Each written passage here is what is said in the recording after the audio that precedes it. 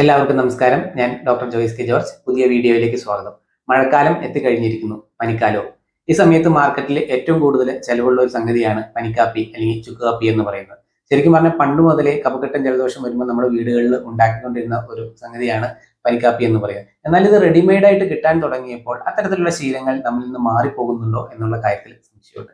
ഈ റെഡിമെയ്ഡ് ആയിട്ട് കിട്ടുന്ന ഈ പനിക്കാപ്പി എന്ന് പറയുന്നത് നമ്മുടെ വീടുകളിൽ തന്നെ ലഭിക്കുന്ന ഔഷധങ്ങൾ ഉപയോഗിച്ചുണ്ടാക്കുന്ന പനിക്കാപ്പിയുടെ അത്രയും മേന്മയുള്ളതല്ല എന്നുള്ള കാര്യത്തിൽ സംശയമില്ല. അപ്പോൾ ഒരു വീട്ടിൽ നമ്മൾ എങ്ങനെ സിമ്പിളായിട്ട് പനിക്കാപ്പി ഉണ്ടാക്കാം എന്നുള്ളതാണ് ഈ വീഡിയോയിലൂടെ പറയുന്നത്. അപ്പോൾ വീഡിയോ മുഴുവനായിട്ടും കാണുക. ചുക്ക് കാപ്പി ഉണ്ടാക്കുന്ന വിധം പറയുന്നതിന് മുമ്പ് ഒരു കാര്യം സൂചിപ്പിക്കട്ടെ. ഈ ചുക്ക് കാപ്പി അല്ലെങ്കിൽ പനിക്കാപ്പി എന്ന് പറയുന്നത് ഒരു പനിക്കുള്ള ഒരു പൂർണ്ണമായിട്ടുള്ള ഒരു ഔഷധമല്ല, ഒരു ഫസ്റ്റ് എയ്ഡ് ആയിട്ട് ഉപയോഗിക്കാവുന്ന ഒരു സംഗതിയാണ്. നമ്മുടെ നാട്ടിൽ ഒരുപാട് തരത്തിലുള്ള പനികളുണ്ട്. അതിൽ ഏറ്റവും കോമൺ ആയിട്ട് കാണുന്ന പനി എന്ന് പറയുന്നത് നമ്മുടെ ജലദോഷപ്പനി, ഫ്ലൂ എന്ന് പറയുന്ന സാധനമാണ്.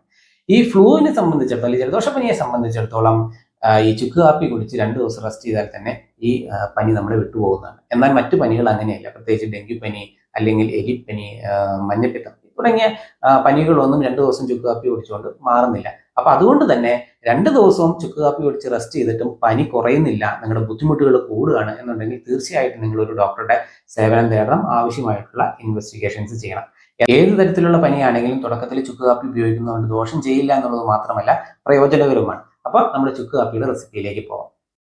പനിക്കാപ്പിക്ക് വേണ്ട ഇൻഗ്രീഡിയൻസ്: 1 ചുക്ക്, അതുപോലെ തന്നെ ജീരകം, കരിപ്പട്ടി ശർക്കര പൊടിച്ചത്, അടുത്ത് വീട്ടിൽ തന്നെ പൊടിച്ച മല്ലിപ്പൊടി, കൊത്തമല്ലി എടുക്കായിരിക്കും കൂടുതൽ നല്ലത്, അതുപോലെ തന്നെ തുളസി, പനിക്കൂർക്കയുടെ ഇല, ആടലോടകത്തിൻ്റെ ഇല. അത് ഒരില എടുത്താൽ മതി, കൂടുതൽ എടുത്താൽ കഴിക്കും. അപ്പോൾ കുട്ടികൾക്ക് അത്ര പാലറ്റബിൾ ആയിരിക്കില്ല. ഇതെല്ലാം കൂടെ ചതച്ച് നമ്മളൊരു 1.5 ഗ്ലാസ് വെള്ളത്തിൽ അടച്ച് വെച്ച് ഒരു 10 മിനിറ്റ് വെട്ടി തിളപ്പിക്കണം. അങ്ങനെ 10 മിനിറ്റ് വെട്ടി തിളപ്പിക്കുക. അതിനുശേഷം കുറച്ച് കാപ്പിപ്പൊടി ഇട്ട് ഒന്ന് ഇളക്കി കുറച്ച് നേരം കൂടെ തിളപ്പിച്ചതിന് ശേഷം നമുക്ക് വാങ്ങി വയ്ക്കാം. കൂടാതെ വേണമെന്നുണ്ടെങ്കിൽ കുറച്ച് കുരുമുളക് ചേർക്കാം, അതുപോലെ തന്നെ പപ്പടപ്പുല്ല്, മുത്തങ്ങ, ഇതൊക്കെ ചേർക്കുന്നത് നല്ലതാണ്. പക്ഷേ ഏറ്റവും സിമ്പിളായിട്ടുള്ള റെസിപ്പിയാണ് ഞാനിവിടെ പറഞ്ഞത്. അതിനുശേഷം ഒരു ഗ്ലാസ്സിൽ കുറച്ച് കരിപ്പട്ടി പൊടിച്ചത് ചേർത്ത് ഇത് ഊറ്റി ഒഴിക്കുക അല്ലെങ്കിൽ അരിച്ചൊഴിക്കുക. ഈ തരത്തിലുണ്ടാക്കുന്ന പനിക്കാപ്പി വളരെയധികം പ്രയോജനകരമാണ്. അതുപോലെ തന്നെ കുട്ടികൾക്കടക്കം ഈസി ആയിട്ട് കുടിക്കാൻ സാധിക്കുന്നതാണ്. അപ്പോൾ ഈ ചുക്ക് കാപ്പി അല്ലെങ്കിൽ പനിക്കാപ്പി ഉണ്ടാക്കുന്ന വിധം നിങ്ങൾക്ക് മനസ്സിലായെന്ന് വിചാരിക്കുന്നു. അപ്പോൾ നമുക്ക് ഇതിൻ്റെ അകത്തുള്ള ഓരോ ഇൻഗ്രീഡിയൻസിൻ്റെയും ഗുണങ്ങളെ കുറിച്ച് നമുക്ക് നോക്കാം. ആദ്യത്തേത് ചുക്ക് തന്നെയാണ്. ചുക്ക് എന്ന് പറയുന്നത് ശരിക്കും ദീപനമാണ്, അതുപോലെ തന്നെ അബ്സോർഷനെ സഹായിക്കുന്നതാണ്, കഫത്തെ കുറയ്ക്കുന്നതാണ്. പലപ്പോഴും പനിയുള്ളപ്പോൾ സംഭവിക്കണമെന്ന് വെച്ചാൽ നമ്മുടെ വിശപ്പ് പോകും, അബ്സോർഷൻ ശരിയാവില്ല. അപ്പൊ അതിനൊക്കെ ക്ലിയർ ചെയ്യുന്നതാണ് ചുക്ക്. രണ്ടാമത് തുളസി. തുളസി നമുക്ക് എല്ലാവർക്കും അറിയാവുന്നതുപോലെ ഒരു antibacterial, antimicrobial, antiviral property ഉള്ള ഒരു നല്ല ഔഷധമാണ്. അതുപോലെ തന്നെ പനിക്കൂർക്ക. പനിക്കൂർക്ക എന്ന് പറഞ്ഞാൽ ആ പേര് സൂചിപ്പിക്കുന്ന പോലെ പനിയും കഫക്കെട്ടിനെയും കുറയ്ക്കുന്ന ഒരു ഔഷധമാണ്, പ്രത്യേകിച്ച് കുട്ടികളിൽ.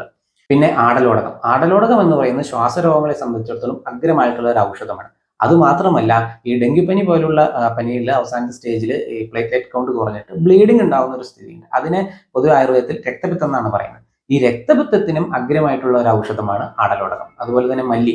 മല്ലി എന്നുള്ളത് പിത്തശമനമാണ്. ശരിക്കും ജ്വരം എന്നത് ആയുർവേദ വിധിപ്രകാരം പിത്തദോഷത്തിന്റെ വർധനവാണ്. മല്ലി പിത്തത്തെ കുറയ്ക്കുന്നതാണ്, വയറിന്റെ ദഹനത്തെ ക്ലിയർ ചെയ്യുന്നതാണ്, അസിഡിറ്റിയെ ക്ലിയർ ചെയ്യുന്നത്, അതുപോലെ തന്നെ മൂത്രത്തെയും ക്ലിയർ ചെയ്യുന്നതാണ്. ജീരകം എന്ന് പറയുന്നത്, ജീരകം പൊതുവെ ഈ കാപ്പിക്ക് ഒരു ഫ്ലേവർ കിട്ടാനായിട്ട് നല്ലതാണ്. അതുപോലെ തന്നെ ഈ ഗ്യാസിന്റെയും ദഹനത്തിന്റെയും പ്രശ്നങ്ങൾ ക്ലിയർ ചെയ്യുന്നതാണ്. പിന്നെ ശർക്കര.